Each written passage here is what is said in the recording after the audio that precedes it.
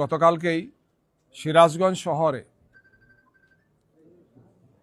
Police বাহিনীর পক্ষ থেকে অথবা আইনশৃঙ্খলা বাহিনীর পক্ষ থেকে সেখানে বলা হয়েছে যে এরা সামরিক বাহিনীর সদস্য পরিচয় দিয়েছেন।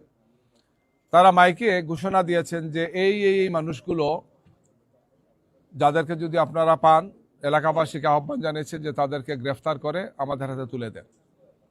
যাদের নাম বলা হয়েছে এরা সবাই এলাকার সম্মানিত ব্যক্তি এবং এরা আগামীকালকে নির্বাচনে বিভিন্ন, বিশেষ করে আমাদের দলের এজেন্টেরা, জামাত ইসলামীর বিভিন্ন পর্যায়ের দায়িত্বশীল ব্যক্তি এরা, যাদের বিরুদ্ধে কোনো মামলা নাই, যাদের বিরুদ্ধে কোনো অভিযোগ নেই।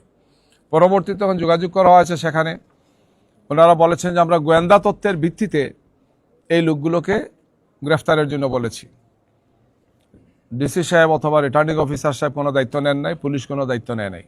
আমরা এই বিষয়গুলো পরবর্তীতে লিখিতভাবে জানিয়েছি যে এই ধরনের কোনো ভূমিকা যদি কোনো বাহিনী রাখেন তাহলে তিনি আইনের কতটুকু সম্মান তিনি দেখেন আইনের প্রতি। একজন লোকের উপর যদি কোনো মিথ্যা মামলা থাকে বা বাস্তবিক কোনো মামলা থাকে সেখানে কোর্ট আছে, আদালত আছে, কিন্তু এইভাবে মাইকিং করে জনমনে একটা ভীতিকর পরিবেশ তৈরি করার জন্য কে বা কারা এই ধরনের বাহিনীগুলোকে উস্কানি দিচ্ছে, যেটি একটি সুষ্ঠু সুন্দর নির্বাচনের জন্য মারাত্মক ধরনের অন্তরায়। ফরিদপুরে একই ধরনের ঘটনা ঘটেছে, ফরিদপুর 2 নম্বর আসনে একই ধরনের ঘটনা ঘটেছে। সেখানে যারা আমাদের নির্বাচনের এজেন্ট হবেন, দায়িত্বশীল যারা আছে, তাদের উপর হামলা হয়েছে, আঘাত করা হয়েছে, তাদেরকে ফিজিক্যালি অ্যাসল্ট করা হয়েছে।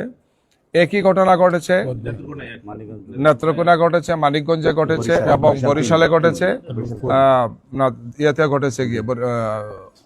পটুয়াখালীতে ঘটেছে গিয়ে। মানে একটার পর একটা ঘটনা এই ধরনের ঘটে যাচ্ছে, হামলা হচ্ছে, আঘাত করা হচ্ছে, ক্ষতিগ্রস্ত করা হচ্ছে। এর পাশাপাশি আমরা আপনাদেরকে আগেও বলেছি যে ঢাকা 15 আসন যেখানে বাংলাদেশ জামাত ইসলামীর আমির ডাক্তার শফিকুর রহমান সাহেব ইলেকশন করবেন, গত রাত্রে তার 12টি নির্বাচনী ক্যাম্প কে বা কারা পুড়িয়ে দিয়েছে, ভেঙেছে, একদম টোটালি ডেস্ট্রয় করে ফেলেছে।